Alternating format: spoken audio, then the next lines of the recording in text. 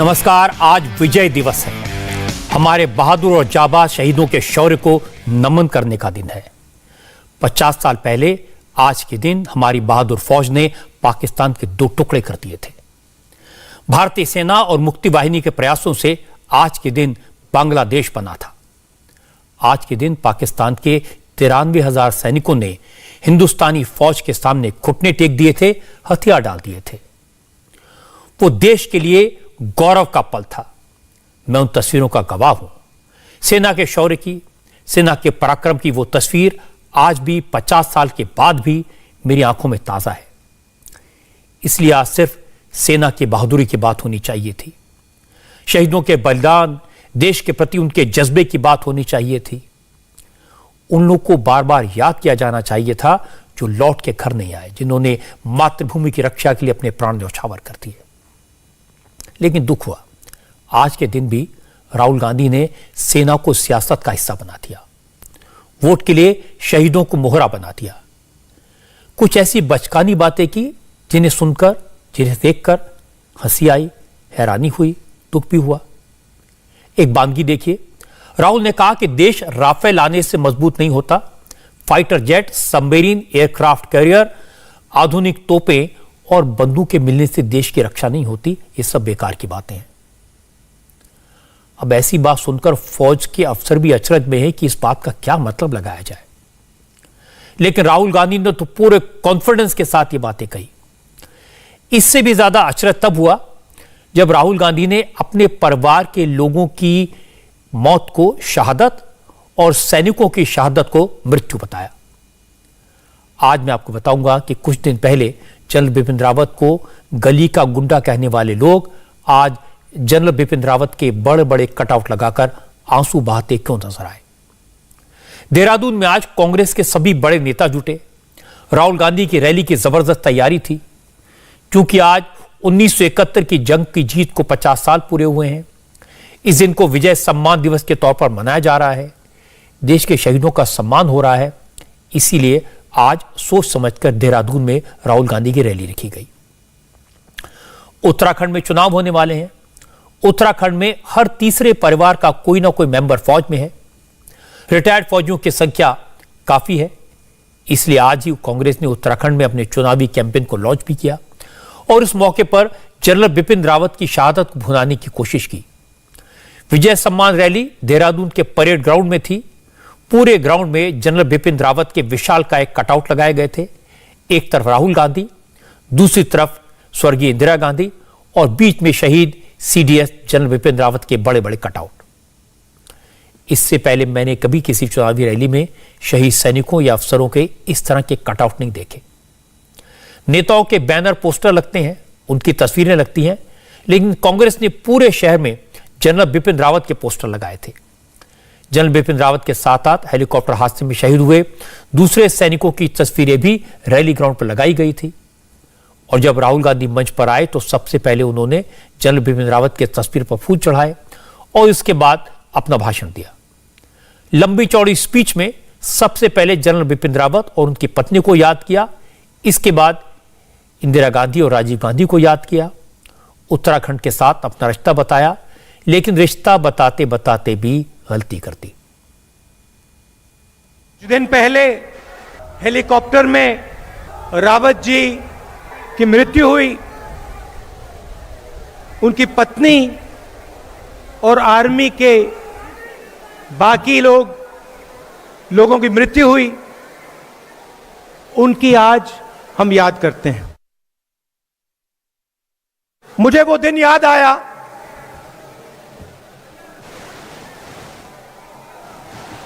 31 अक्टूबर,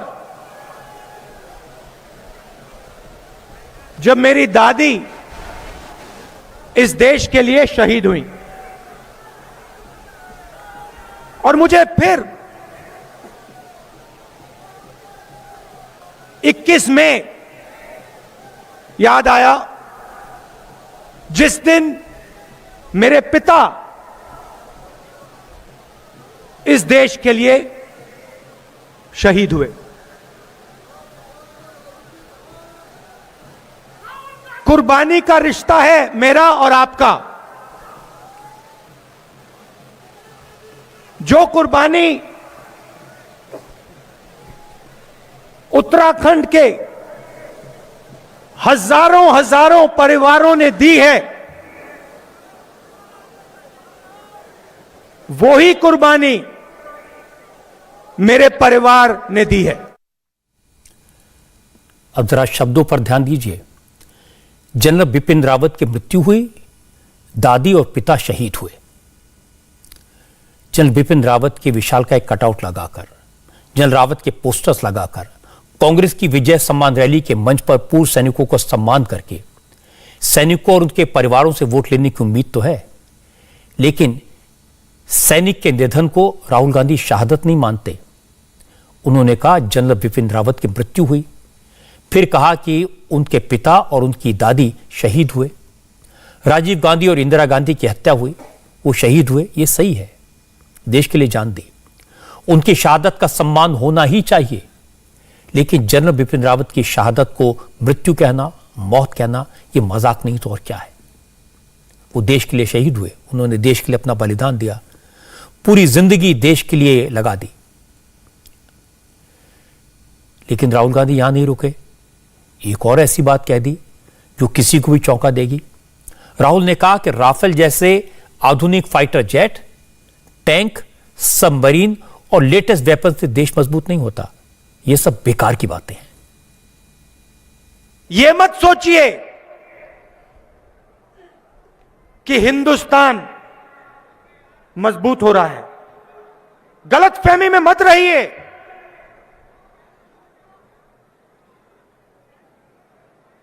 helicopter, हवाई जहाज, तोप से देश मजबूत नहीं होता।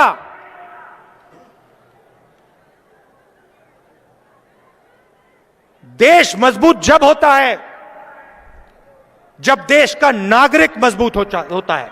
हमारे मीडिया वाले कुछ भी कह लें,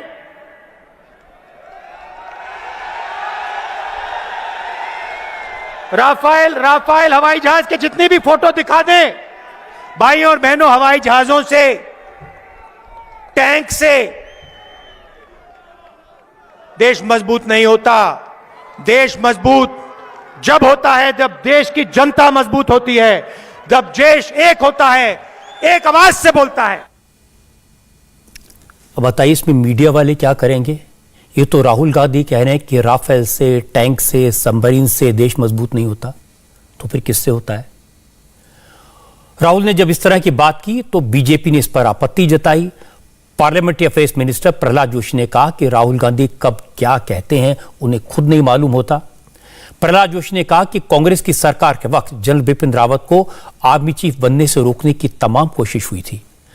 अब कांग्रेस उनकी शहादत पर भी सवाल उठा रही है। देश इसे कभी माफ नहीं करेगा।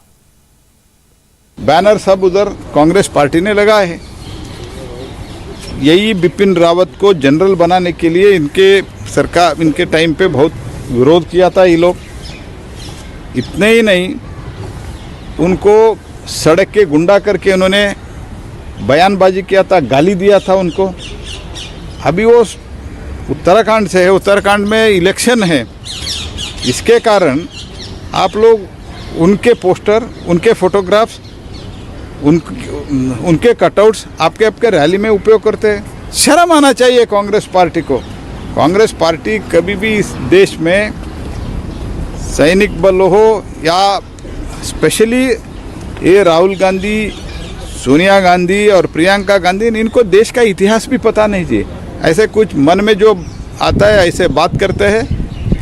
स्वयं कांग्रेस के वरिष्ठ नेता के जो अगर और नेता है उनके बारे में उनका कुछ गौरव नहीं है, मर्यादा छोड़ के किसी के कुछ भी बात करते हैं। इसलिए राहुल गांधी से बार बार रिएक्ट करना भी ठीक नहीं है। ये इमेच्योर पार्ट टाइम पॉलिटिशियन है। जिस समय कांग्रेस पार्टी जनरल बिपिन रावत के पोस्टर और कटआउट लगाकर रैली कर रही थी, उस समय बीजेपी ने पूरे देहरादून में कांग्रेस के नेताओं के आर्मी के बारे में, जनरल रावत के बारे में दिए गए पुराने बयानों के पोस्टर लगा दिए। ये पोस्टर उत्तराखंड युवा मंच की तरफ से लगाए गए। एक पोस्ट पर लिखा है, कन्हैया के बोल, कश्मीर में महिलाओं के रेप करते हैं सेना के जवान। आगे लिखा है, क्या सेना को बलात्कारी कहने वाले करेंगे सेना का सम्मान। एक दूसरे पोस्टर पर कांग्रेस के नेता संदीप दीक्षित के विवादित बयान की बात लिखी गई है। इसमें कहा, क्या जनरल रावत को सड़क का गुंडा कहने वाले करेंगे सेना का सम्मान। उत्तराखंड के मुख्यमंत्री पुष्कर धामी ने भी कहा कि जिन लोगों ने सेना को फाइटर जेट के लिए, हथियारों के लिए और तो और रिटायर्ड सैनिकों को पेंशन के लिए तरसाया, वो लोग अब चुनाव के वक्त सेना को सैल्यूट कर रहे हैं। उत्तराखंड के लोग समझदार हैं, सबकी हकीकत जानते हैं। क्या उन्होंने एक राजनीतिक कार्यक्रम किया है और जनरल रावत हमारे सबके स्वाभिमान थे, देश के वीर बहादुर हमारे सैनिक थे और ये हमारी पार्टी का, मोदी जी की नीतियों का परिणाम है कि जो लोग जनरल जैसे जाबाज सैनिक को जो गली का गुंडा कहते थे, आज वो उनकी तस्वीर लगाने के लिए मजबूर हैं। राहुल गांधी ने अपने भाषण में जो अजीब बातें कही, बीजेपी के नेताओं ने उस पर हमले किए, तो उत्तराखंड के कांग्रेस के नेताओं को सफाई देना मुश्किल हो गया। उत्तराखंड के former chief minister Harish Rawat ने कहा कि बीजेपी वाले क्या कहते हैं वो उस पर कोई कमेंट नहीं करना चाहते, क्योंकि बीजेपी झूठ बोलने की मशीन है। भाजपा क्या कहती है इस पर मैं टिप्पणी नहीं करना चाहूँगा, क्योंकि भाजपा झूठ और दुष्प्रचार की मदर है, मदर ऑफ जो है मैलिशियस प्रोपेगेंडा एंड लाइज जो है। मैं उस पर टिप्पणी नहीं करूँगा। मैं ये ज़रूर कहूँगा कि उत्तराखंड की वीर भूमि के साथ अपने पुराने रिश्ते को उन्होंने और प्रगाढ़ किया। वो हमारे साथ हमारे दर्द में खड़े हुए हैं। वैसे सैनिकों और उनके परिवारों के वोट तो बीजेपी को भी चाहिए, इसके लिए कोशिश बीजेपी भी कर रही है, लेकिन तरीका अलग है। बीजेपी उत्तराखंड में सैनिक धाम बनाएगी, शहीदों के सम्मान में एक स्मारक बनाया जाएगा जिसमें उत्तराखंड के रहने वाले उन सभी सैनिकों का नाम होगा जो देश की खातिर शहीद हो गए, जिन्होंने देश के लिए सर्वोच्च बलिदान दिया। इस सैनिक धाम का शिलान्यास भी हो गया है। रक्षा मंत्री राजनाथ सिंह ने यह ऐलान भी कर दिया कि सैन्य धाम के एंट्री गेट का नाम जनरल बिपिन रावत के नाम पर रखा जाएगा। हालांकि पुष्कर धामी का कहना है कि यह वोट की सियासत नहीं है, शहीदों का सम्मान है। हमारी सरकार माननीय मोदी जी के नेतृत्व में लगातार चाहे सैनिकों का मनोबल बढ़ाने की बात हो, चाहे सेना के कल्याण के काम हो, उन सभी को लेकर आगे बढ़ रही है। और हमारे प्रदेश, चूँकि ये सैन्य बहुल प्रदेश है, हमारे यहाँ पर 1734 अभी तक जिनकी शहादत हुई है, उन सभी के आंगन की मिट्टी लाकर, उनकी पवित्र मिट्टी, जिस आंगन में वो कभी खेले होंगे, कभी रहे होंगे, जिसमें उनके भाव रहे होंगे, वो सारे भाव हमारे सैन्य धाम पर आ गए हैं। सबकी मिट्टी को कल हमने यहाँ पूजन किया है, यहाँ पर शिलान्यास किया है और बहुत ही भव्य और दिव्य सैन्य धाम का हम निर्माण करेंगे। और उसमें हम हर प्रकार से जो है, चूँकि ऐसा सैन्य धाम बनाएंगे जिसमें हर व्यक्ति का जुड़ाव हो, हर हमारे जो बलिदानी हैं, जो देश के हमारे सैनिक हैं, वो उनका सबका स्मरण स्थान होगा। सैनिक किसी पार्टी का नहीं होता, सैनिक पूरे देश का होता है। उसकी शहादत को सियासत का मोहरा बनाना ठीक नहीं है। जनरल रावत की शहादत को अभी सिर्फ 8 दिन हुए हैं, 13वीं भी नहीं हुई। उससे पहले राजनीतिक रैली में उनके कटआउट लगाकर, शहर में पोस्टर लगाकर वोट मांगना, इसे कैसे जस्टिफाई किया जा सकता है। राहुल गांधी तो यह भी नहीं मानते कि जनरल बिपिन रावत शहीद हुए हैं। हजारों लोग के सामने शहीद सैनिकों के परिवारों की मौजूदगी में उन्होंने जनरल रावत की शहादत को मृत्यु बताया। यह हिम्मत का काम है, सब लोग ऐसा नहीं कर सकते। राहुल की टोन देखकर दूसरे कांग्रेसी भी उत्साहित हो गए। राहुल ने जनरल बिपिन रावत की शहादत को मौत क्या बताया। राजस्थान के कांग्रेस विधायक ने 2 कदम आगे जाकर यह कहा कि जनरल बिपिन रावत की मौत हत्या है। राजस्थान के दाता रामगढ़ से विधायक वीरेंद्र सिंह ने हेलीकॉप्टर हादसे को चुनावी साजिश बताया। वीरेंद्र सिंह ने कहा, हमारा फौजी राजनीतिक साजिश के फायदे के लिए शहीद होता है तो मन में टीस होती है। कांग्रेस के एमएलए ने पुलवामा अटैक को लोकसभा चुनाव से जोड़ा। गलवान घाटी में 18 जवानों की शहादत को बिहार विधानसभा के इलेक्शन से जोड़ा और फिर सीडीएस जनरल बिपिन रावत की शहादत को उत्तराखंड चुनाव से जोड़ने की कोशिश की। यहाँ का हर फौजी भाई शहादत से पीछे नहीं हटता, लेकिन उसकी शहादत जो है, उसकी शहादत जब भी हो तो दुश्मन के बॉर्डर पे दुश्मन से लड़ते हुए छाती में गोली खा के अगर वो शहीद हो तो हमें गर्व महसूस होता है। लेकिन हमारा फौजी और आज का जो सिपाही है वो राजनीतिक षड्यंत्र का एक राजनीतिक फायदे के लिए अगर वो शहीद होता है तो वहां हमारे मन में ठेस पैदा होता है। पुलवामा में एक हमला हुआ, उसके बाद नतीजा एक जो सरकार के बारे में सोचा जा रहा था, लेकिन राष्ट्रभक्ति की जो भावना हमारे आम हिंदुस्तान के अंदर जगी और जो सरकार एकदम निकम्मी थी वो एक बहुत बड़े प्रचंड बहुमत के द्वारा साथ वापस आई। बहुत सारे उदाहरण है। बिहार चुनाव में देख लो, बिहार रेजिमेंट के 18 शहीद हुए चुनाव से पहले। अभी त्रिपुर जी रावत का चुनाव आने वाले हैं उत्तराखंड और यूपी। पता नहीं अजीब सहयोग है ये। जो शख्स सैनिकों की शहादत को साजिश कह सकता है, जो वोट के लिए सैनिकों की हत्या की बात सोच भी सकता है, वो धन्य है। ऐसे लोग के बारे में, ऐसी लोगों की सोच के बारे में क्या कहा जाए। बीजेपी के एमपी राज्यवर्धन राठौर भी राजस्थान से आते हैं। वो खुद फौज में रह चुके हैं। राज्यवर्धन राठौर ने कांग्रेस एमएलए के बयान पर अफसोस जताया। कहा उन्हें इस बयान से कोई हैरानी नहीं हुई, क्योंकि कांग्रेस के अलावा किसी दूसरी पार्टी के नेता से आप इस तरह का बयान की उम्मीद कर ही नहीं सकते। कांग्रेस से और कोई उम्मीद नहीं करी जा सकती थी। वीरों को, भारतीय सेना को, सैनिकों को, उनकी शहादत को, उनके बलिदान को राजनीतिक षड्यंत्र के साथ जोड़ देना, ये कांग्रेस पार्टी के अलावा किसी से उम्मीद नहीं करी जा सकती। मुझे नहीं लगता भारत का कोई भी नागरिक ऐसा सोचेगा कभी, लेकिन ये कांग्रेस पार्टी जरूर इस तरह की सोच रखती है। और वो भी राजस्थान के। राजस्थान जो वीरों की भूमि रही है, जहाँ पे इतिहास के वीरों को आज तक नमन करा जाता है, वहाँ पर आज के सैनिकों को जिन्होंने बलिदान दिया देश के नाम पर, अगर ड्यूटी के समय वर्दी में किसी का देहांत हो जाता है, एक्शन में या फिर एक्सीडेंट में, तो वो शहादत माना जाता है, वो बलिदान माना जाता है, वो ऑन ड्यूटी माना जाता है वो। और ऐसे के अंदर मजाक उड़ाना, उसको राजनीतिक षड्यंत्र बता देना, इससे घिनौनी और घटिया बात और हो नहीं सकती। हालांकि जब बीरेंद्र सिंह के बयान पर चर्चा होने लगी, चारों तरफ से रिएक्शन आने लगे, तो कांग्रेस के नेताओं को लगा कि इस बयान से नुकसान हो सकता है। इसलिए कांग्रेस के ज्यादातर नेताओं ने इस एमएलए के बयान से यह कहकर किनारा कर लिया कि उन्हें वीरेंद्र सिंह के बयान की कोई जानकारी नहीं है।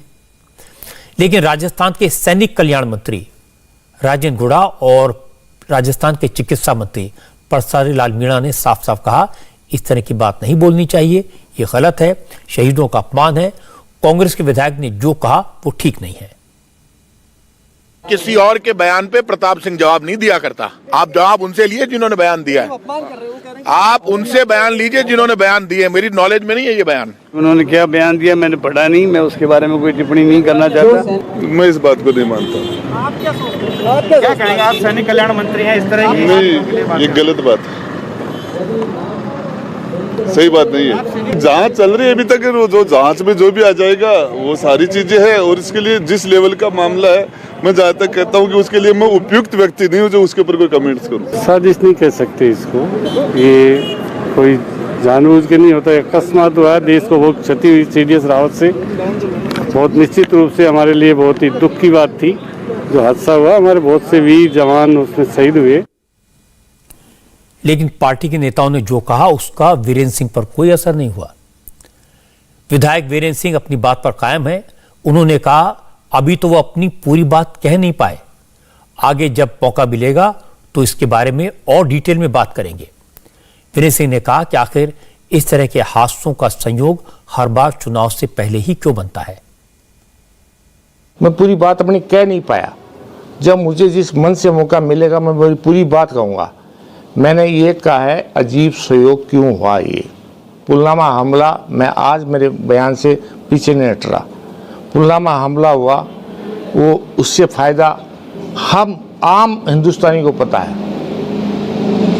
मुझ पर शक की निगाहों से देखो या मैंने कोई गलत बोला हो तो आम हिंदुस्तानी से एक एक आदमी को जाके पूछो क्या सरकार की अचीवमेंट थे।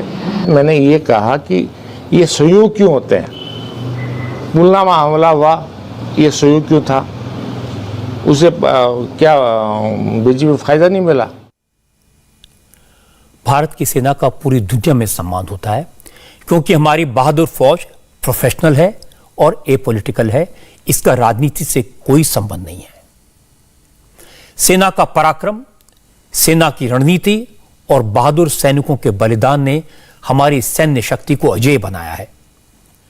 लेकिन यह बात सेना के अधिकारी भी मानते हैं कि एक मजबूत फौज के लिए सरकार की इच्छा शक्ति भी महत्वपूर्ण होती है। देश के प्रधानमंत्री की हिम्मत और निर्णय लेने की क्षमता फौज की सफलता के लिए जरूरी होती है। 1971 में इंदिरा गांधी ने और 2019 में नरेंद्र मोदी ने इसी इच्छा शक्ति और हिम्मत का परिचय दिया। फौज के अफसर, रक्षा मामलों के जानकार मानते हैं कि नरेंद्र मोदी के नेतृत्व में सेना का मॉडर्नाइजेशन हुआ है। प्रधानमंत्री के तौर पर मोदी के प्रयास से देश की सेना को आधुनिक हथियार, फाइटर जेट्स, हाईटेक इक्विपमेंट ने आर्मी की शक्ति को कई गुना बढ़ाया है। इसलिए राहुल गांधी का यह कहना कि राफेल जैसे फाइटर जेट्स, टैंक, सबमरीन और लेटेस्ट वेपन से कुछ नहीं होता, ये बचकानी बात है। दुनिया में हर फौज को ताकतवर बनने के लिए, दुश्मन का मुकाबला करने के लिए बहादुरी के साथ साथ बेहतर हथियारों की जरूरत होती है। ये बात तो इंदिरा गांधी भी कहती थी और मानती थी। 1962 के युद्ध में हमारी फौज का हौसला बहुत मजबूत था, हिम्मत की कोई कमी नहीं थी। लेकिन तब चीन की आधुनिक बंदूकों के मुकाबले हमारे सैनिकों के पास आउटडेटेड बंदूकें थी, आउटडेटेड हथियार थे। हमारी आर्मी बर्फीली सीमाओं पर लड़ने के लिए चुप नहीं थी। उसके बाद सेना के लिए दुनिया भर से साजो सामान, फाइटर जेट्स, सबमरीन्स और टैंक खरीदने का काम शुरू हुआ। 1965 और 1971 में ऐसे ही हथियारों की मदद से हमारी सेना ने विजय हासिल की। नोट करने की बात यह भी है कि पिछले 7 साल में इस दिशा में बहुत तेजी से काम हुआ है। देश की सैन्य शक्ति को और सक्षम बनाने के लिए नरेंद्र मोदी ने सेना को आत्मनिर्भर बनाने की जो नीति बनाई है, उसे भी फौज के अफसर एक बड़ा और पॉजिटिव कदम मानते हैं। आज हमारी सेना किसी भी मोर्चे पर दुश्मन का मुकाबला करने के लिए तैयार है और इसका हमें गर्व है। जो राहुल गांधी देहरादून में जनरल बिपिन रावत का कटआउट लगाकर पब्लिक मीटिंग कर रहे थे, उनसे सोशल मीडिया पर लोगों ने पूछा कि वो विजय दिवस के मौके पर दिल्ली में नेशनल वॉर मेमोरियल पर जाकर शहीदों के सम्मान में सिर झुकाने क्यों नहीं गए, शहीदों को श्रद्धांजलि क्यों नहीं दी।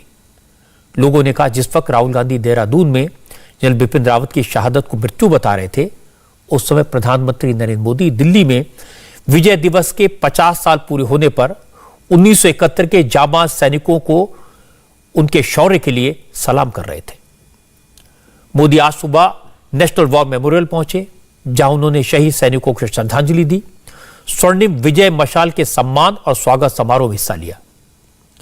पिछले 1 साल में कश्मीर से कन्याकुमारी तक सफर करने वाली 4 मशालें वॉर मेमोरियल लाई गई। प्रधानमंत्री मोदी ने उनकी ज्वाला अमर जवान ज्योति में समाहित की। इन 4 मशालों को देश भर में 1971 युद्ध के परमवीर चक्र और महावीर चक्र विजेता सैनिकों के गांव ले जाया गया। विजय दिवस के 50 साल पूरे होने पर बांग्लादेश में भी बड़े स्तर पर कार्यक्रम आयोजित हुए। भारत के राष्ट्रपति रामनाथ कोविंद ढाका में स्वर्ण जयंती समारोह में हिस्सा लेने के लिए बांग्लादेश में हैं। मौका देश के वीर सपूतों की शहादत को याद करने का है, लेकिन राहुल गांधी और प्रियंका गांधी ने इस मौके का इस्तेमाल राजनीति के लिए किया। राहुल ने देहरादून में कहा कि सरकार ने बांग्लादेश के बनने और पाकिस्तान पर जीत के 50 साल पूरे होने पर समारोह तो किया, लेकिन उस समारोह में इंदिरा गांधी का नाम तक नहीं लिया। राहुल गांधी ने कहा कि सरकार भले ही इंदिरा गांधी के योगदान को कम करने की कोशिश करे, लेकिन देश के लोग सब जानते हैं। आज फंक्शन हुआ है,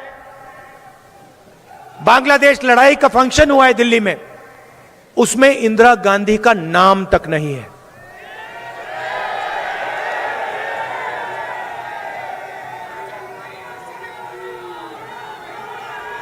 जिस महिला ने 32 गोली खाई, इस देश के लिए 32 गोली खाई, उनका नाम तक नहीं है, इनविटेशन में नाम तक नहीं है। क्योंकि सच्चाई से भाइयों और बहनों सरकार डरती है। मुझे कोई फर्क नहीं पड़ता, नाम हो या ना हो। मैं जानता हूं इंदिरा गांधी जी ने इस देश को अपना खून देकर क्या किया, मैं जानता हूं। मुझे समझाने की कोई जरूरत नहीं। अब सवाल है कि समारोह में इंदिरा गांधी का नाम क्यों नहीं लिया गया। यह सवाल हमने केंद्र सरकार में मंत्री प्रहलाद जोशी से पूछा। उन्होंने कहा मौका सेना के जवानों की शहादत को सम्मान देने का था, इसलिए पॉलिटिकल लीडर्स का नाम लेना जरूरी नहीं था। जो कुछ भी प्रधानमंत्री जी उस टाइम पे सैनिकों ने काम किया था, हमारा सैन्य ने काम किया था, उसके बारे में प्रधानमंत्री जी ने जिक्र किया है। उसमें सबके पॉलिटिकल लोगों का ही नाम सभी टाइम लेना ऐसा है क्या? कुछ कानून है क्या? ऐसा नहीं। प्रधानमंत्री इंदिरा गांधी थी, उनके समय में ये हुआ था। नहीं, ऐसे कुछ सवाल ही नहीं जी। पीएम इन प्रधानमंत्री जी इन जनरल जो उस टाइम शहीद हुए थे उनके बात किया है। मुझे नहीं मालूम कि राहुल गांधी को इंदिरा गांधी के नाम का जिक्र न होने का सवाल उठाने की सलाह किसने दी, या ये उनका अपना आइडिया था। इस तरह के अवसरों पर सेना के शौर्य को, सैनिकों की शहादत को ही याद किया जाता है, नेताओं को नहीं।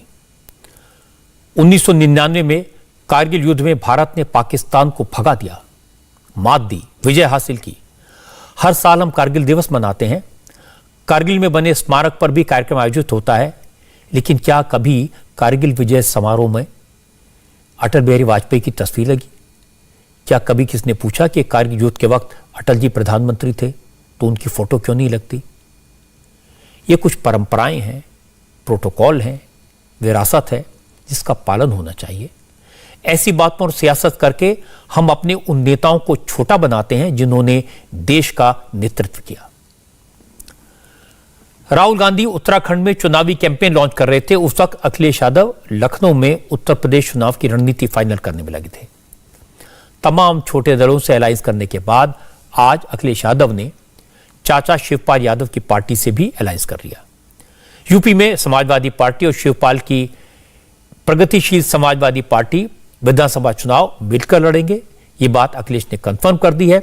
आज लखनऊ में अखिलेश यादव अचानक अपने चाचा शिवपाल से मिलने उनके घर पहुंच गए। करीब करीब 4 साल के बाद अखिलेश चाचा शिवपाल से मिलने उनके घर गए थे। हालांकि दोनों के घर बिल्कुल पास पास हैं।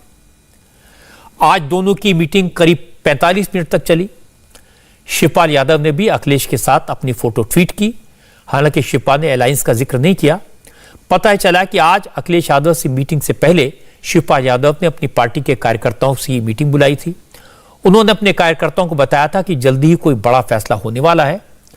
आज अखिलेश यादव के साथ मीटिंग में शिवपाल की पार्टी के समाजवादी पार्टी में विलय पर भी विचार हुआ। लेकिन मेरी जानकारी के मुताबिक अखिलेश यादव शिवपाल की पार्टी का समाजवादी पार्टी में विलय नहीं चाहते, वो अलायंस चाहते हैं। गठबंधन होने की सूरत में शिवपाल यादव अपनी पार्टी और सपोर्टर्स के लिए 25 से 40 विधानसभा सीटें मांग रहे हैं। उन्होंने आज अखिलेश यादव को इन सीटों की लिस्ट भी थमा दी। हालांकि इसके बारे में अब तक न शिवपाल बोले और न ही अखिलेश यादव या समाजवादी पार्टी के किसी नेता ने कोई बात साफ साफ कही। इसका तो मैं स्वागत करता हूं, ये उनका अच्छा कदम है। लेकिन एक शिवपाल चाचा से तो उनकी भेंट हो गई, लेकिन उनके एक चाचा और हैं, आजम चाचा। अब आजम चाचा से कब मुलाकात करेंगे, उनसे कब बात बनेगी, और ये देखना होगा कि आजम चाचा भी ठीक हो जाए तो ज़्यादा अच्छा रहेगा। चाचा भतीजे की इस मुलाकात का चुनाव पे आप क्या असर देखते हैं? नहीं, ये कोई नया वो नहीं है। चाचा भतीजे की मुलाकात का कोई असर नहीं है। भारतीय जनता पार्टी भारी बहुमत से चुनाव जीतेगी और वहाँ साफ साफ दिखाई पड़ रहा है, कोई नया परिवर्तन होने वाला नहीं है। ये कहा जा रहा है कि शिवपाल यादव की जो पार्टी है उसका जल्द ही समाजवादी पार्टी में विलय होने जा रहा है, और उसी संबंध में ये मुलाकात थी। अलग से कोई पार्टी तो थी नहीं, और एक परिवार का आप कह लें कि झगड़ा था। उस परिवार का झगड़ा समाप्त हो गया, उसका तो स्वागत होना चाहिए। हम भी स्वागत करते हैं।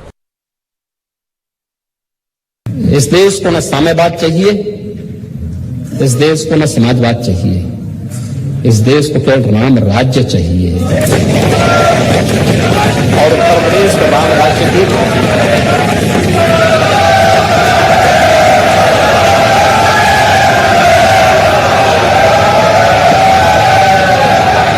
राम राम राज्य का मतलब जो सार्वकालिक है, सार्वदेशिक है, सार्वभौमिक है और काल प्रकृति से प्रभावित शाश्वत है, वही राम राज्य है। हमने जो कहा था सो करके दिखाया। हम गरीब विरोधी हैं या हितैषी हैं, यह हमारा कार्य बताता है। उत्तर प्रदेश में अखिलेश यादव की नीति अलायंस करने की है। जब 2014 में लोकसभा चुनाव लड़े थे तो उन्होंने कांग्रेस के साथ अलायंस किया था। पिछली बार जब असेंबली का इलेक्शन लड़े तो उन्होंने मायावती के साथ अलायंस किया था। दोनों चुनाव में हार हुई। इस बार वो दोनों बड़ी पार्टियों को छोड़कर छोटी छोटी पार्टियों के साथ मिलकर अपनी ताकत आजमाना चाहते हैं और इसमें उनके चाचा भी शामिल हैं, उनके दोस्त भी शामिल हैं। लेकिन समाजवादी पार्टी के नेताओं की चिंता यह है कि अगर इतनी सारी पार्टियों को शामिल कर लिया, इतनी सारी पार्टियों को सीटें दे दी, तो समाजवादी पार्टी के पास चुनाव लड़ने के लिए इनफ सीटें बचेंगी या नहीं। वैसे यूपी में असदुद्दीन ओवैसी भी पूरी ताकत से चुनाव लड़ रहे हैं।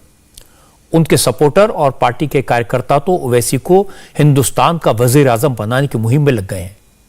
मुसलमानों से कह रहे हैं खूब बच्चे पैदा करो, ज्यादा बच्चे होंगे, ज्यादा वोटर होंगे, तभी तो ओवैसी देश के प्रधानमंत्री बनेंगे। ओवैसी की पार्टी के एक नेता ने कहा है कि मुसलमानों के खिलाफ साजिश हो रही है, मुसलमानों का राज कायम न हो, इसीलिए मुसलमानों को कम बच्चे पैदा करने को कहा जा रहा है। हम लोग मुसलमान कौम है ना, बहुत ईमान से भी नीचे चली गई है हर तरीके से। हमारे इस्लाम में लोगों ने कि बच्चे पैदा मत करो, मतलब लोगों ने है कि बच्चे पैदा मत करो, एक बच्चा दो बच्चे। अबे जब तक बच्चे ना होंगे तो कैसे हम लोग राज करेंगे, कैसे हमारे ओवैसी साहब प्रधानमंत्री बनेंगे, कैसे शौकत साहब हमारे मुख्यमंत्री बनेंगे। हैं वोट नहीं होगा, दलितों को डराया जा रहा कि बच्चे बंद करो, मुसलमानों को डराया जा रहा बच्चे बंद करो। क्यों करें बच्चे बंद? भाई ये हमारी शरीयत के खिलाफ है। ओवैसी की पार्टी के नेता की बात सुनकर यकीन नहीं हुआ। वो ओवैसी को प्रधानमंत्री बनाना चाहते हैं या उनका मटियामेट करना चाहते हैं। इस तरह की सोच पर तरस आता है। अब सफाई में यह कहा जा रहा है कि यह सब सार्वजनिक तौर पर नहीं कहा गया, किसी रैली में नहीं कहा गया, मुसलमानों से ज्यादा बच्चे पैदा करने की अपील तो नहीं की गई। आपसी बातचीत में किसने क्या कहा, इससे पार्टी का कोई लेना देना नहीं है। लेकिन ओवैसी की पार्टी की लाइन साफ है कि साफ साफ बात करो, साफ साफ कहो। ओवैसी मुसलमानों की सत्ता में हिस्सेदारी की सियासत करेंगे। लेकिन ओवैसी की पार्टी के इस रुख से मुश्किल हो गई समाजवादी पार्टी को, क्योंकि मुसलमानों के वोट तो समाजवादी पार्टी को भी चाहिए। लेकिन समाजवादी पार्टी की इस तरह की बातों को सपोर्ट नहीं हो सकती, क्योंकि अखिलेश यादव की पार्टी को सिर्फ मुसलमानों के वोट नहीं चाहिए। ऐसी गलतियां पहले कर चुके हैं। इस बार उन्हें हिंदुओं के वोट की भी जरूरत है। इसीलिए जब ज्यादा बच्चे पैदा करने के बयान पर समाजवादी पार्टी का रुख जानने की कोशिश की गई तो शफीकुर रहमान वर्क और एसटी हसन जैसे नेताओं ने बीच की लाइन ली। कहा कितने बच्चे हों ये इंसान के हाथ में कहां, ये तो अल्लाह की मर्जी है। लेकिन सिर्फ वोट के लिए बच्चे पैदा किए जाएं, इस्लाम इसकी शिक्षा नहीं देता। मुस्लिम बच्चे ज़्यादा पैदा करना हमारे बस का नहीं है, अल्लाह के इख्तियार में है। हम इस्लाम की फ़िलॉसफी के मानने वाले हैं और हर चीज़ अल्लाह ही बनाता है, पैदा भी वही करता है, मारता भी वही है। इसलिए ये गलत है कोई कह रहा है। लेकिन उनका ये कहना है कि अगर ज़्यादा मुस्लिम जो है वो बच्चे पैदा करेंगे तभी असदुद्दीन ओवैसी देश के पीएम बन पाएंगे। नहीं, मतलब ये तो सियासी हालात अलग चीज़ है, लेकिन इस्लामी फ़िलॉसफी अलग चीज़ है। तो शरिया क्या कहता है सर फैमिली प्लानिंग को लेके? क्या फैमिली प्लानिंग मना है? फैमिली प्लानिंग मना है शरिया के मुताबिक? हाँ, शरीयत फैमिली प्लानिंग अलग चीज़ है, प्लानिंग करना अलग चीज़ है, लेकिन अकीदा अलग चीज़ है, फेथ जो है वो अलग चीज़ है। रिपोर्टर भी जानते हैं कि वही शफीकुर वर्क हैं जो 3 तलाक के खिलाफ चिल्ला चिल्ला कर बयान देते थे, जो जनसंख्या नियंत्रण कानून के खिलाफ जोर जोर से बोलते थे। लेकिन चुनाव का मौका है, अब संभले हुए हैं, कह रहे हैं कि कितने बच्चे हो ये तो अल्लाह की मर्जी है। आपको समाजवादी पार्टी के एक और एमपी एसटी हसन की बात सुनवाते हैं, आपको हंसी आएगी। एसटी हसन साहब ने तो बच्चों को सामान बता दिया, एक तरह का प्रोडक्ट बता दिया। कहा आजकल पढ़ा लिखा मुसलमान फैमिली प्लानिंग की बात कर रहा है क्योंकि मुसलमान क्वालिटी प्रोडक्शन पर ध्यान दे रहे हैं, क्वांटिटी पर नहीं। ये इलेक्शन स्टंट्स हैं, इलेक्शन सर पे उन्हें दिख रहा है कि अखिलेश यादव जी चीफ मिनिस्टर बनने जा रहे हैं। अब इस किस्म की बातें करके वो कहीं ना कहीं समाजवादी पार्टी को नुकसान पहुंचाने की कोशिश कर रहे हैं। बच्चे पैदा करें ना करें ये लोगों का पर्सनल एटीट्यूड है, मगर पोलराइज करने की कोशिश ना की जाए वोट को। सारे पढ़े लिखे मुसलमान आज फैमिली प्लानिंग कर रहे हैं क्योंकि उन्हें अपनी ज़िंदगी और अपने अब बच्चों को अच्छी क्वालिटी देना है। हमारा मकसद क्वालिटी प्रोडक्शन होना चाहिए, ना कि क्वांटिटी प्रोडक्शन। क्वालिटी वाले बच्चे पैदा हों, अच्छे पढ़े लिखे पैदा हों, और अगर कोई आदमी क्वालिटी दे सकता है तो कोई हर्ज नहीं, जितने चाहे पैदा करें। हम इस बात के खिलाफ हैं कि हम मजदूर पैदा करें। अब क्वालिटी वाले बच्चे कैसे पैदा हो सकते हैं ये तो एसटी हसन साहब भी बता सकते हैं। ये वही हसन साहब हैं जो कुछ दिन पहले खुद मुसलमानों को यह कहकर डरा रहे थे कि बीजेपी पावर में आई तो इस्लाम को खतरा होगा, मुसलमानों के लिए मुश्किल हो जाएगी, वो 4 शादियां नहीं कर पाएंगे, इसलिए अगर 4 शादियां करनी है तो एकजुट रहो, ओवैसी के चक्कर में मत पड़ो, समाजवादी पार्टी को वोट दो। लेकिन अब एसटी हसन प्रोडक्शन की क्वालिटी की बात कर रहे हैं। इस मुद्दे पर बीजेपी के नेता और राज्यसभा के सांसद जफर इस्लाम ने कहा इस तरह के नेताओं और इस तरह की पार्टियों की सोच पर शर्म आती है। ओवैसी जैसे लोग जो खुद को मुसलमानों का मसीहा बताते हैं, असल में वही मुसलमानों के सबसे बड़े दुश्मन हैं। पहली बात तो ये बताना चाहता हूँ कि प्रधानमंत्री की कुर्सी वो बुक्ड है, देश की जनता ने बुक कर दिया है 50 साल के लिए, इसलिए वहाँ तो कोई वैकेंसी है नहीं। लेकिन अगर मुंगेरी लाल के हसीन सपने देखे भी लोग तो ऐसे मुद्दे पे, अरे भाई देश में आज जो सरकार है और जो आदरणीय प्रधानमंत्री जी मुस्लिम समाज के बच्चों को पढ़ाई, उनके आगे बढ़ने के लिए स्कॉलरशिप, हर तरह की सुविधाएं दे रहे हैं ताकि वो देश में आगे बढ़े, देश में कंट्रीब्यूट करें, प्रोडक्टिविटी उनकी बढ़े। और एक दकियानी सोच वाले पार्टी है AIMM जो जिनके मुखिया हैं ओवैसी साहब, उनकी पार्टी की क्या सोच है वो आप देख सकते हैं। ऐसे दकियानी सी सोच से सिर्फ वो देश के लिए हानिकारक हो सकते हैं, देश को नुकसान पहुंचा सकते हैं, कम्युनिटी को नुकसान पहुंचा सकते हैं, लेकिन देश के किसी काम नहीं आ सकते। अब देखिए एसटी हसन कह रहे हैं कि पढ़े लिखे मुसलमान फैमिली प्लानिंग कर रहे हैं और क्वालिटी प्रोडक्शन कर रहे हैं। और ओवैसी साहब क्या कहते हैं, वो कहते हैं कि स्कूल से ड्रॉप आउट रेट मुसलमानों में सबसे ज़्यादा है, इसीलिए मुस्लिम परिवारों में बच्चों की संख्या ज़्यादा है। खैर, ओवैसी के नेता ने हल्की बात की, समाजवादी पार्टी के नेताओं ने उससे भी ज़्यादा हल्की बात की। लेकिन सवाल है कि इस वक्त इस मुद्दे पर बयानबाजी की ज़रूरत क्या थी? वजह सियासी है। असल में यूपी में बीजेपी के कुछ नेताओं ने कल ही कहा था कि योगी आदित्यनाथ की सरकार जनसंख्या नियंत्रण कानून बनाने पर विचार कर रही है, पॉपुलेशन कंट्रोल पर कानून। इसके जवाब में ओवैसी की पार्टी ने मुसलमानों से आबादी बढ़ाने की अपील करने की प्लान बनाया था। बस ये बात तरीके से कही जाती उससे पहले ही लीक हो गई। आज प्रधानमंत्री नरेंद्र मोदी ने देश के किसानों से अपील की, कहा कि आजादी के अमृत महोत्सव पर देश के अन्नदाता देश की मिट्टी को केमिकल फर्टिलाइजर और पेस्टिसाइड से आजादी दिलाने का प्रण लें। किसान ऑर्गेनिक फार्मिंग की तरफ ध्यान दें, इससे देश की मिट्टी की सेहत सुधरेगी, देश के लोगों की सेहत सुधरेगी और किसानों की भी ज्यादा कमाई होगी। असल में प्रधानमंत्री मोदी आज गुजरात के आणंद में national conclave on natural farming को संबोधित कर रहे थे। 3 दिन के इस कॉन्क्लेव का आज आखिरी दिन था। नरेंद्र मोदी ने कहा कि देश की मिट्टी पर केमिकल फर्टिलाइजर्स और पेस्टिसाइड्स का बोझ बढ़ता जा रहा है, इससे लागत बढ़ रही है, इसका असर देश के हर इंसान पर पड़ रहा है।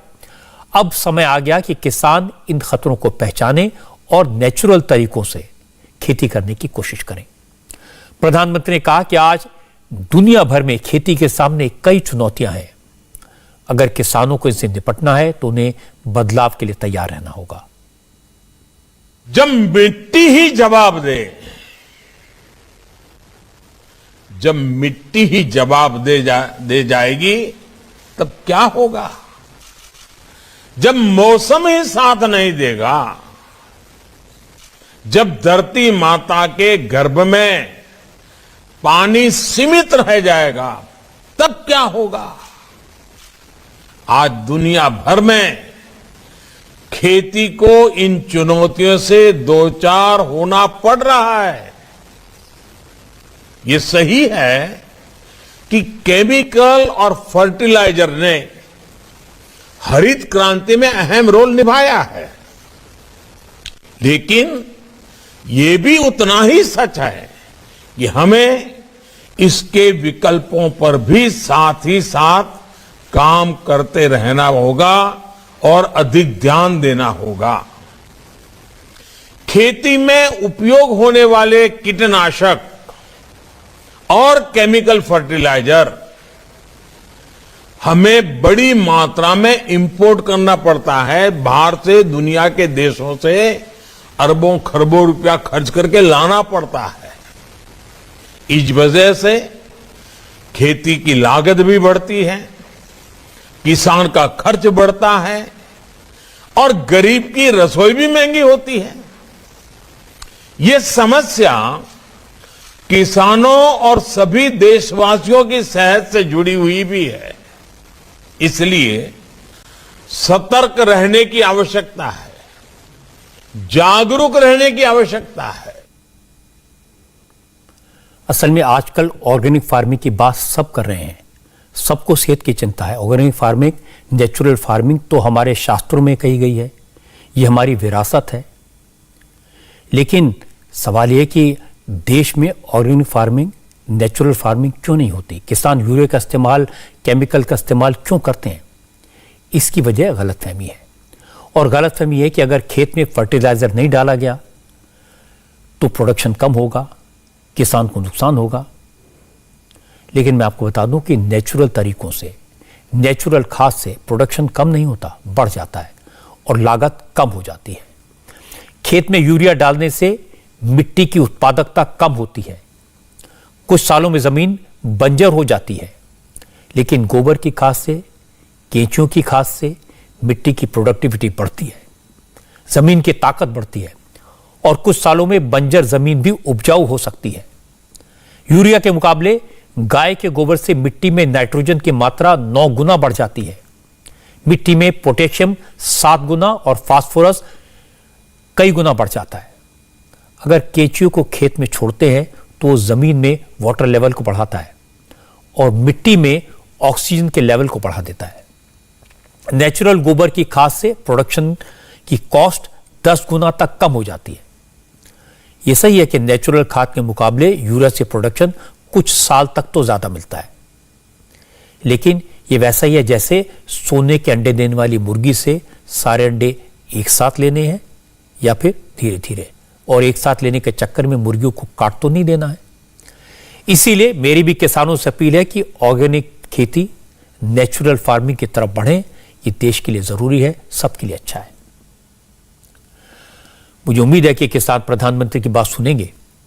अब किसान दिल्ली के बॉर्डर से उठकर खेतों में पहुंच गए हैं। किसानों का आंदोलन खत्म होने से दिल्ली वालों को भी राहत है, क्योंकि आज दिल्ली के तीनों बॉर्डर्स की सड़कें खुल गई। टीकरी बॉर्डर, सिंघू बॉर्डर और गाजीपुर बॉर्डर पर 1 साल से भी ज्यादा वक्त के बाद ट्रैफिक नॉर्मल हुआ। पिछले 1 साल में लोगों को अपने ऑफिस से घर, घर से ऑफिस या दूसरी जगहों पर पहुंचने में वक्त लगता था, दिक्कत होती थी। आज जब सड़कें खुली तो रास्तों का उपयोग करने वाले बड़े खुश नजर आए। बहुत अच्छा लग रहा है हमें। रोज ऑफिस जाते थे, अप्रोक्सीमेटली 2 घंटे लगते थे, तो आज जीपीएस भी शोइंग दैट कि हम आधे घंटे में पहुंचेंगे, तो बहुत इफेक्ट हुआ है। काफी अच्छा लग रहा है, आंदोलन हटने से रास्ते खुल गए हैं। मुझे तो बहुत अच्छा लग रहा है, क्योंकि मेरा ऑफिस बहुत दूर है यहाँ से, संसद मार्ग में है, तो ऑलरेडी यहाँ से बहुत लेट हो जाते थे। आनंद विहार में बहुत जाम लगता था, तो ये खुल गया तो अच्छा ही लग रहा है। बहुत राहत की बात है सर, बहुत राहत की बात। टाइम बचता है, ऊपर से पेट्रोल और डीजल जिस तरह से महंगे हुए हैं, उसका जो फ्यूल में जाम में फंसे रहना, उसका खर्चा अलग था। एक साथ साथ 2 और उसके बाद किसान यहाँ बैठे तो महंगाई और बढ़ रही थी। एटलीस्ट जो 1 साल बाद हुआ, कोशिश ये होनी चाहिए थी कि पहले हो जाना चाहिए था सॉर्टेज। रास्ता खुल गया तो बहुत अच्छा, क्योंकि आधा घंटा से ज़्यादा, आधा से 1 घंटा इसी में वेस्ट हो जाता था। यहाँ से घर से जाने में 6 किलोमीटर निकलने में कम से कम आधा से 40 मिनट लग जाते थे। सबको राहत है इससे, बहुत अच्छा लग रहा है। अब पहले जो लोगों को गांव से जाना पड़ता था, आप लोगों को ट्रैफिक में फंसना पड़ता था, बहुत परेशान थे पहले तो, क्या पता कहाँ से अंदर गांव में से निकाल के जब ले जाना पड़ता था। अब जो लोग आ रहे हैं या जा रहे हैं, कितना बच रहा है? अब तो पूरा टाइम बच रहा है। अब 1.5-2 घंटा बच जाता है उसमें, और गाड़ियां जैसे जाम में फंसती थी वगैरह में फंसती थी, अब जाम नहीं है, कुछ नहीं, बिल्कुल सीधा। जहाँ पे 10 मिनट का रास्ता वहाँ पे 1.5 घंटा लगता था हमें पहुँचने में। अभी खुल गया, अभी ठीक है पूरा। बहुत ज़्यादा फायदा है, इसको 100 में से 90% फायदा है इससे, बहुत अच्छा फायदा हो रहा है। पहले जाम में फंसे रहते थे तो 2-3 घंटे जाम बालगढ़ से ही लग जाता था, अब 1 घंटा पानीपत का ही लगता है। फिलहाल आराम से पहुंच जाते हैं, 1 घंटे में पानीपत पहुंच जाते हैं। हमें इधर उधर से कच्चे रास्तों को वो गाड़ी का भी नाश हो गया, अब बहुत फायदा हो गया। और क्योंकि जो लोकल यहाँ के गांव के, आप यहीं के गांव के लोग हैं, तो आप लोगों को बहुत सारी दिक्कतें होती होंगी, बहुत ट्रैवल होता था उस टाइम, तो बहुत दिक्कत हुआ था, अब तो ठीक हो गया। इस बात की चर्चा तो सुप्रीम कोर्ट में भी हुई थी कि सड़कें ट्रैफिक के लिए, लोगों के आने जाने के लिए बनी हैं, धरने प्रदर्शन के लिए नहीं। इस फितरत पर रोक लगनी चाहिए, और ये बात आज लोगों की बात सुनकर भी साफ हो गई। 1 साल तक लोग किस कदर परेशानी झेलते रहे। एक चेतावनी आपको दे दूं, कोरोना वायरस के नए वेरिएंट ओमिक्रॉन के मरीज पूरी दुनिया में तेजी से बढ़ रहे हैं। इंडिया में संख्या तो बहुत ज्यादा नहीं है, अब तक 83 कंफर्म केस सामने आए हैं। कोरोना का ओमिक्रॉन वेरिएंट देश के 11 राज्यों में पहुंच चुका है, लेकिन खतरा है, और सबसे ज्यादा खतरा दिल्ली, महाराष्ट्र और राजस्थान में है। महाराष्ट्र में अब तक ओमिक्रॉन वेरिएंट के 13 केस मिले हैं, दिल्ली में 11। इसीलिए अब सरकार सचेत है, अलर्ट है। महाराष्ट्र सरकार ने क्रिसमस और न्यू ईयर के सेलिब्रेशन पर रोक लगा दी है। दफा 144 लागू कर दी गई है। अब दूसरे राज्य भी सख्ती कर रहे हैं, और यह जरूरी है क्योंकि कोरोना का ओमिक्रॉन वेरिएंट 80 से ज्यादा देशों में पहुंच चुका है। वर्ल्ड हेल्थ ऑर्गेनाइजेशन का कहना है कि नया वेरिएंट दुनिया के ज्यादातर मुल्कों में पहुंच चुका है, भले ही भी ये डिटेक्ट ना हुआ हो। इस वेरिएंट का इन्फेक्शन रेट डेल्टा वेरिएंट से कहीं ज्यादा है, इसलिए आने वाले टाइम में हॉस्पिटल्स में मरीज बढ़ेंगे, हेल्थ सर्विसेज पर प्रेशर बढ़ेगा। हो सकता है कि कुछ देशों को फिर से लॉकडाउन लगाना पड़े, क्योंकि एक्सपर्ट कह रहे हैं कि इस वेरिएंट पर वैक्सीन का असर भी कम होगा। ओमिक्रॉन का खतरा कितना बड़ा है, इसकी एक तस्वीर मैं आपको दिखाता हूं। ये ब्रिटेन के डोवर बीच की तस्वीरें हैं, जहां पर इस समय ट्रकों की लंबी लाइन लगी हुई है। इन ट्रकों को फ्रांस जाना था, लेकिन ब्रिटेन में ओमिक्रॉन के केसेस बढ़ते देखकर फ्रांस ने अपनी सीमा पर चौकसी बढ़ा दी है। ब्रिटेन से आने वालों पर फ्रांस ने कई पाबंदियां लगा दी हैं। इसी वजह से ब्रिटेन से फ्रांस जा रहे ट्रक डोवर बीच पर रुक गए हैं। ट्रकों की लाइन कई किलोमीटर लंबी है। ये तस्वीर इस बात का सबूत है कि कोरोना वायरस का नया वेरिएंट खतरनाक है, और यह खतरा काफी बड़ा है। हम अभी भी इस वायरस को हल्के में नहीं ले सकते। मास्क लगाते रहना चाहिए, सोशल डिस्टेंसिंग मेंटेन करनी चाहिए, बेवजह भीड़ में जाने से बचना चाहिए, और जल्द से जल्द वैक्सीन ले लेनी चाहिए। और यह सोचकर संतुष्ट मत हुई कि हमारे देश में कोरोना के केसेस कम हो रहे हैं और ओमिक्रॉन वेरिएंट के सिर्फ 83 केस हैं। 3 हफ्ते पहले साउथ अफ्रीका के लोगों ने भी यही सोचा था कि थोड़े से केस आए, कुछ नहीं होगा। लोगों ने लापरवाही बरती, और आज हाल यह है कि साउथ अफ्रीका में एक दिन में 26,500 से ज्यादा केसेस सामने आए हैं। तो ध्यान रखिए, कोरोना को ओमिक्रॉन वेरिएंट डेल्टा वेरिएंट से 70 गुना ज्यादा तेजी से फैलता है। इससे बचने का एक उपाय है वैक्सीन, वो आपका सुरक्षा कवच है। कोरोना प्रोटोकॉल का पालन करें। इसलिए भी जरूरी है क्योंकि बहुत सारे राज्य सरकारें इस बात पर विचार कर रहे हैं कि जिन लोगों ने कोरोना वैक्सीन की दोनों डोज नहीं लगवाई हैं, उनके मॉल, थिएटर्स, सरकारी बसों और रेस्टोरेंट में घुसने पर रोक लगा दी जाएगी। इसलिए जितनी जल्दी हो सके वैक्सीन लगवाइए। यह आपके लिए, आपके परिवार के लिए और देश के लिए जरूरी है। इंडिया टीवी हर वक्त हर जगह डाउनलोड करने के लिए सर्च करें India TV news Google play store या ऐप स्टोर पर।